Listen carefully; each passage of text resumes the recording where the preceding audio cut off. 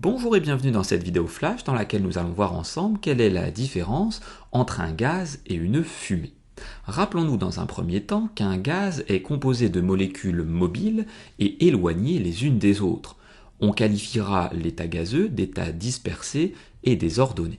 Un gaz peut être incolore, par exemple le dioxyde de carbone, ou à l'inverse coloré, avec par exemple le dioxyde d'azote de formule chimique NO2, que l'on appelle aussi le gaz roux.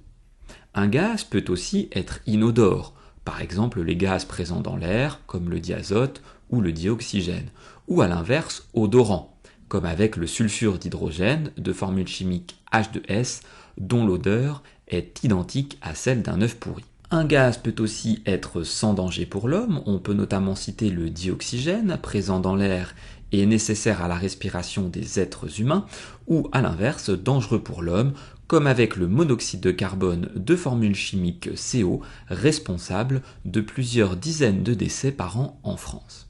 Une fumée, quant à elle, est composée de particules solides en suspension dans un gaz, qui bien souvent est l'air.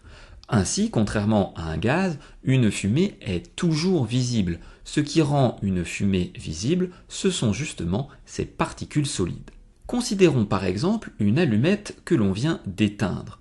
On a donc ici un dégagement de fumée, et lorsqu'on passe à l'échelle microscopique et que l'on effectue un zoom sur la fumée dégagée, on peut apercevoir de nombreuses particules solides qui sont en suspension ici dans l'air. Voyons maintenant quelle manipulation simple permet de prouver qu'une fumée contient bien des particules solides. Pour ce faire, utilisons un élément qui dégage de la fumée, comme par exemple notre allumette ou un bâton d'encens, et utilisons également un aspirateur devant lequel nous allons placer un mouchoir, représenté ici en noir sur le schéma. Avant aspiration, notre mouchoir est parfaitement blanc. Après avoir aspiré la fumée dégagée par l'allumette pendant quelques minutes, on observe un dépôt sur le mouchoir. Autrement dit, ce dernier est devenu un peu gris. On en conclut qu'une partie des particules solides présentes dans la fumée a été filtrée par le mouchoir et s'y est déposée. Pour information, sur le bout d'une cigarette se trouve un filtre qui va, de la même manière que le mouchoir, permettre d'enlever une partie, attention, et pas la totalité, des particules solides contenues dans la fumée dégagée par la cigarette.